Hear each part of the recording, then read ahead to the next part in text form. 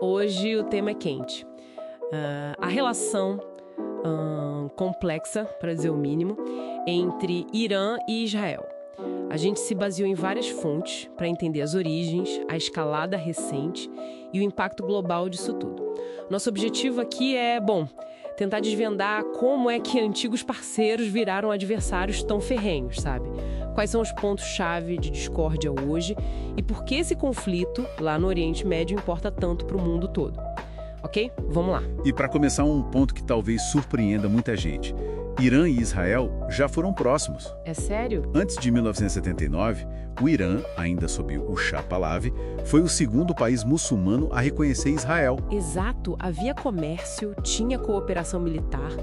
Um projeto famoso foi o Projeto Flor, né? Uma parceria para desenvolver mísseis. Totalmente diferente do cenário atual. Completamente. Era outra era, de fato. Mas aí veio 1979, a Revolução Islâmica no Irã.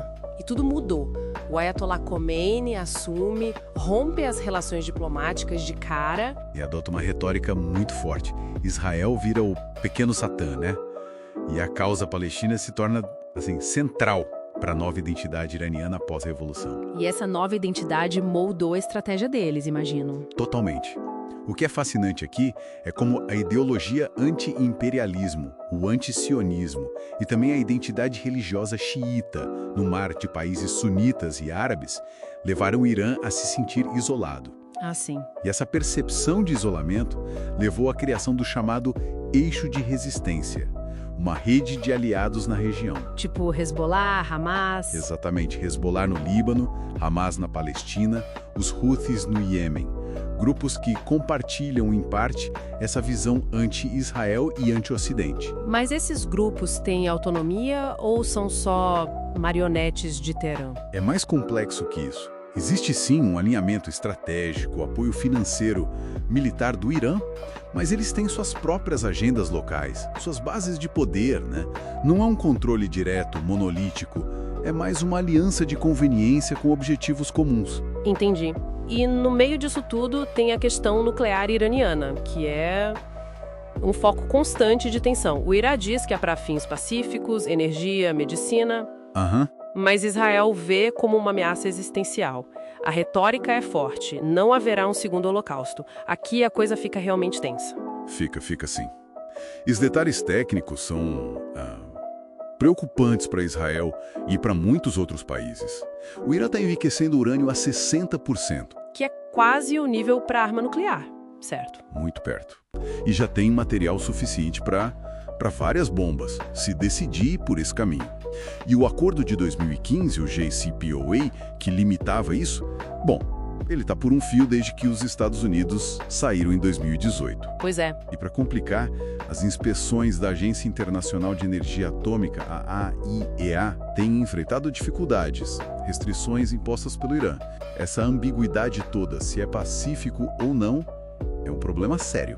E do outro lado, Israel não fica parado.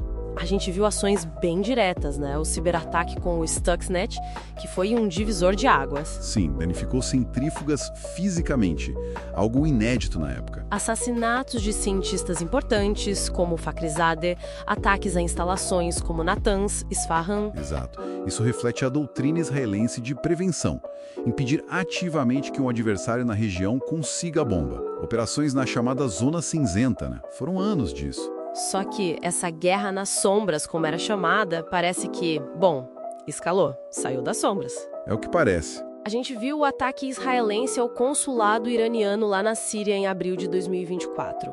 E a resposta do Irã foi, sem precedentes, um ataque direto com centenas de drones e mísseis. Sim, foi a primeira vez que o Irã atacou Israel diretamente a partir do seu próprio território.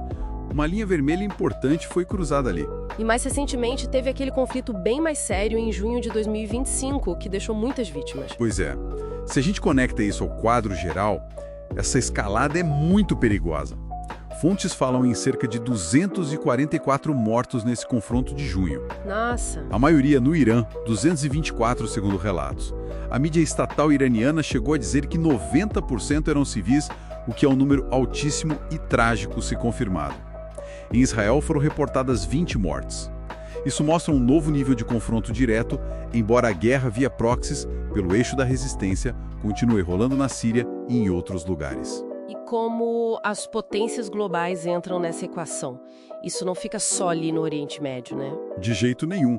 Os Estados Unidos, claro, reafirmam o apoio histórico a Israel, fornecendo armas, suporte de inteligência. Do outro lado, a gente vê Rússia e China se aproximando mais do Irã. Que também é uma forma de desafiar a influência americana. Exatamente. Para a Rússia e China, é uma oportunidade geopolítica também. Isso aumenta muito o risco de um erro de cálculo, sabe? Um incidente menor que acaba saindo do controle e vira um conflito regional bem maior. E as consequências econômicas? A gente já sente alguma coisa? Preço do petróleo? Sim, com certeza. Qualquer instabilidade ali afeta o Estreito de Hormuz, por onde passa uma parte enorme do petróleo mundial. Um ponto crítico. Crítico.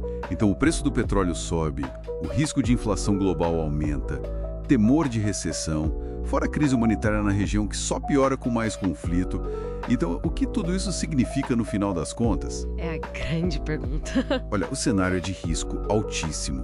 A possibilidade de um erro de cálculo fatal é real. Tem as pressões políticas internas, tanto para o governo Netanyahu em Israel, quanto para o regime iraniano, que podem levar a decisões mais agressivas. E os órgãos internacionais, como a ONU, parecem meio paralisados, com dificuldade de mediar. O alerta que a gente ouve às vezes sobre uma terceira guerra mundial. Assusta, né? Assusta. Reflete a gravidade da situação, o potencial de escalada que existe ali. Então, para recapitular rápido, a gente viu uma transformação radical de parceiros e inimigos, uma tensão nuclear que não arrefece, uma escalada de ações secretas para confrontos abertos e um impacto que reverbera globalmente. Exato.